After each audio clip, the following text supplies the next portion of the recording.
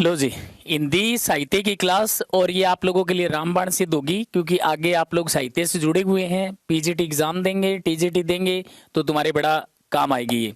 क्योंकि आप लोग अभी देख कर ही आ रहे हो, केवी के टीजीटी और पीजीटी दिए हैं आप लोगों ने। उसके अंदर आप लोगों ने क्या देखा है वो मैं बताता हूँ। आप लोगों ने वहां पर क्वेश्चंस देखे और आप लोगों को पता ही नहीं लग रहा था कि ये क्वेश्चंस किस लेखक का है और कहां से इसने इस क्वेश्चन को उठाया है। कल मैंने दो कहानियां आप लोगों को बताई,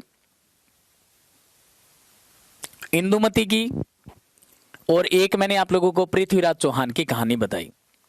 ये कहानी जो मैंने बताई ना, इसके अंदर जैसे जैसे मैंने पात्र बताए वैसे आप लोग याद रखोगे तो आने वाला कोई क्वेश्चन गलत नहीं होगा। रानी केतकी की कहानी आप लोगों ने सुनी होगी। रानी केतकी की कहानी जो 41 खंडों में है, 41 उसके सर्ग हैं। रानी केतकी की बहुत बड़ी एक लंबी ग्रंथ है, वो लंबा ग्रंथ है, उसकी भी मैं चर्चा करूंगा क्लास के अंदर। क्योंकि ये जो कहानी है ये वो मुस्लिम लेखक था, उनके द्वारा लिखी गई थी रानी केतकी की कहानी। बहुत ही रोचक कहानी है भाई साहब, सारी लव स्टोरियां हैं। जितनी तुम रुचि पैदा करोगे ना उतना तुम्हें फायदा हो जाएगा। भी कभी हम लोगों ने किताब ही नहीं खोली, कभी हम लोगों ने पढ़ कर ही नहीं देखा, तो आने वाला क्वेश्चन हमारे लिए तो भयंकर ही होगा ना। अब तुम पढ़ोगे और पेपर के अंदर क्वेश्चंस तुम्हें दिखाई देंगे। मैं दावा करता हूं बेटा, एक दिन आप लोग गैजेटेड ऑफिसर लगोगे अगर ढंग से पढ़ोगे तो। एक दिन आने वाला समय आप लोगों के लिए ऐसा होगा कि तुम हर सब्जेक्ट के अंदर ब्रिलियंट होगे और तुम जाते ही वहां पर फाइट करके आओगे पीजीटी का एग्जाम। आज हम लोग, मैंने क्या कहा, रानी केतकी की कहानी पढ़ाऊं या परीक्षा गुरु उपन्यास पढ़ाऊं? बताओ क्या करवाना है। आप दो ऑप्शन है आप लोगों के पास। आप लोग देखो, हम लोग चर्चा करते हैं परीक्षा गुरु तो उपन्यास है, हिंदी का पहला उपन्यास परीक्षा गुरु ये बेटा। हिंदी का पहला उपन्यास परीक्षा गुरु है, और परीक्षा गुरु मानने वाला कौन था? डॉक्टर रामचंद्र शुक्ल जी थे।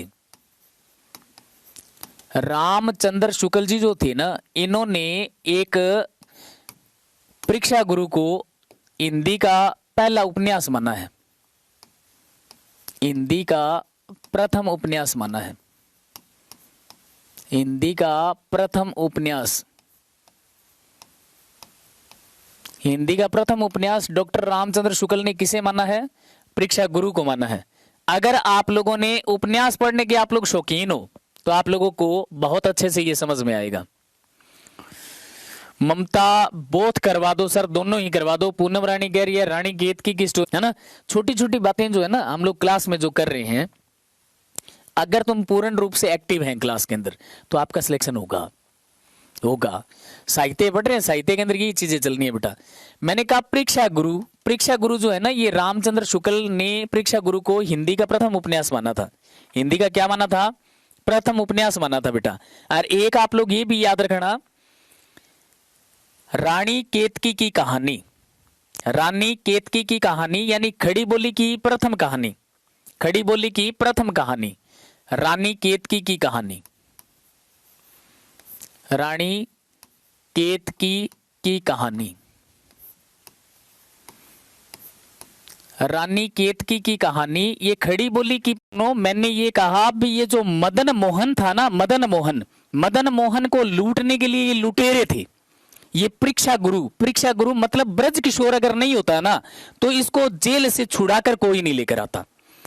मेरा कहने का मतलब ये है भी ब्रज किशोर अगर नहीं होते तो इसको छुड़वा कर नहीं लेकर आता। एक मैं आपको अच्छी सी बात बता दूं, इन लुटेरों के कारण इसने ब्रज मोहन से दोस्ती तोड़ दी थी, तोड़ दी थी। और बाद में क्या हुआ, ये कर्जाइत हो गया था, कर्जा लोगों का देने वाला था, प्रॉपर्टी इसके पास रही नहीं, लोग इसकी प्रॉपर्टी को उड़ाकर ले गए थे।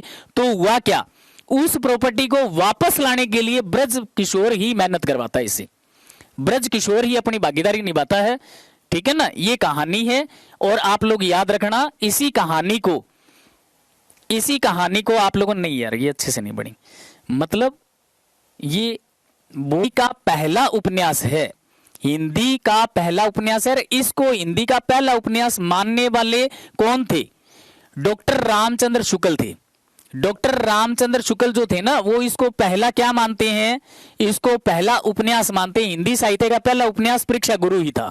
और मैंने आप लोगों की मैडम जी कह रहे थे कि गुरु जी इसका प्रकाशन लिखवाओ, तो 25 नवंबर 1882 के अंदर ये प्रकाशित हुआ था। ये छोटी छोटी बातें आप लोग याद रखो। ओके भाई, ठीक है बेटा। और इसके अंदर देखो आप लोग क्या पूछना चाहते हो। पीडीएफ में तो ओनली मैडम का ही पता लगता है, थोड़ा सा लॉयर का। एक दूसरे की हितैषी थे ये चाहते थे भी मदन मोहन लूटा न जाए, लेकिन बाकी सारे ये चाहते थे भी मदन मोहन की सारी प्रॉपर्टी, इन्होंने तो खिंडा दी थी इसकी प्रॉपर्टी को, सारी प्रॉपर्टी इसकी बिका दी थी इन्होंने। ये इतने लुटेरे तगड़े थे, ठीक है ना। और ये जो कपड़े वाले के साथ, कपड़ा विक्रेता के साथ इसकी बहस होती है ना, ये भी थोड़े दिन में क्या होता है, शंभू दयाल के साथ मिल जाता है।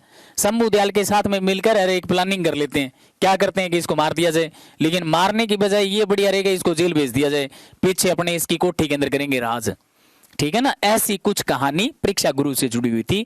बाकी मैंने आप लोगों को सारी चीजें बता दी बेटा, ठीक है ना। मैंने मेरे पास कुछ नहीं रखा। इसका जो लेखक था वो श्रीनिवास दास है, सर मदन ने लिखा है क्या। बाकी चर्चा हम लोग कल करेंगे। आज की क्लास में इतना ही। Thank you, a lot of thanks. इस तरह से हर रोज एक कहानी, एक उपन्यास, और फिर इस क्रम को आगे बढ़ाएंगे अपने, ठीक है बेटा। फिर हम लोग भक्ति काल के कवि पढ़ा करेंगे, भक्ति काल के कवियों ने क्या क्या चर्चाएं की, क्या उनके लेखक परिचय थे, क्या कवि परिचय था। मैं दावे के साथ कहता हूं 3 महीने की मेहनत आपको पीजीटी बना देगी, ये याद रखना। थैंक यू बेटा, thank you, a lot of thanks.